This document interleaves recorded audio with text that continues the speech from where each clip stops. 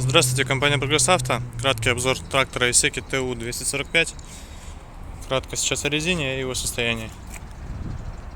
Переднее правое колесо. Износ небольшой, мелких трещин не наблюдается. Задняя правая шина. По верхнему слою видно, что присутствуют мелкие трещины от солнца. Но износ совсем минимальный, ездить еще долго будет. Трактор на трехточечном навесном устройстве. В комплекте с фрезой 150 сантиметров рабочей ширины. Вот состояние ножей. Ножи практически новые. Сейчас обойдем с другой стороны. Левая задняя покрышка.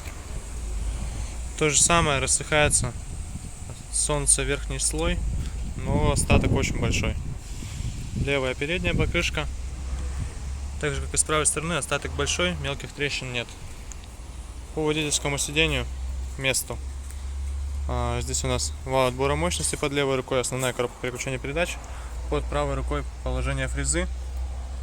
Снизу блокировка моста, отключаемый полный привод и задняя коробка вала отбора, задняя передача вала отбора мощности. По приборной панели все как обычно. 852 моточаса наработки. Ручной газ. В принципе, больше ничего нет. Трактор максимально надежный, максимально простой, при этом достаточно мощный.